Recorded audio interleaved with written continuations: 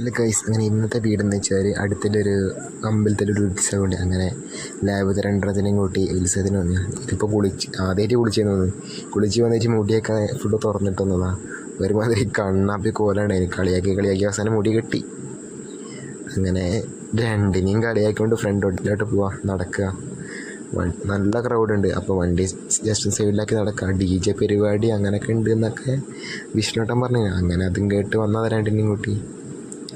വിഷ്ണുട്ടൻ നമ്മളെ പറ്റിച്ച് അങ്ങോട്ട് മുങ്ങി ഗൈസ്. അതുകൊണ്ട് ഞാൻ രണ്ടിനെയും കൂടി ത്രിബിളടിച്ച് വരെ ഇതിന് കണ്ട. അത്യാവശ്യം നല്ല ക്രൗഡുണ്ട്, ഇഷ്ടം പോലെ ഉണ്ട്. അങ്ങനെ പോകുന്ന വഴിക്കുണ്ട് ആന, 2-3 ആന നിരന്ന് പോകുന്നു. അങ്ങനെ ആനേനെയും നോക്കി കുറച്ച് വായൊക്കെ നോക്കി ഇരിക്കുക.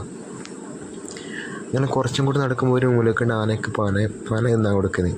അങ്ങനെ ആന വേണ്ടത്ര തിന്നിട്ട് ബാക്കി സ്റ്റോക്ക് ചെയ്യാൻ വേണ്ടി കയ്യിലും പിടിച്ച് പോവാ കാണാൻ. അങ്ങനെ ആനക്കെന്തോ നെറ്റിപ്പൊട്ടലും ഇട്ട് ചമക്കുക. അങ്ങനെ അതൊക്കെ നോക്കി പിന്നെ ഒരു ഗ്രൗണ്ടിൽ സ്റ്റേജിൻ്റെ അടുത്ത് മറ്റേ കോളിഫ്ലവറും വാങ്ങിയിരിക്കുക.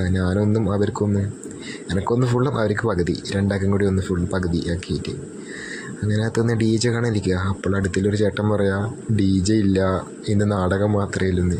ആകെ ചമ്മി. അങ്ങനെ പിന്നെ തിരിച്ച് പോകാൻ നോക്കുമ്പോൾ മറ്റേ കാവടിയും ചെണ്ടമേളൊക്കെ വരുന്നത്. അങ്ങനെ പിന്നെ വണ്ടി റോഡ് സൈഡിലാക്കി അത് നോക്കിയിരിക്കുക. ഗൈസ് കണ്ട ബംഗാളികളെയൊക്കെ സീന കുറേ തോർത്തൊക്കെ കൊടുത്തിരിക്കുന്നുണ്ട്. ആദ്യമായിട്ട് കാണുന്നതെന്ന് തോന്നുന്നു നോട്ടൊക്കെ കണ്ടിട്ട്.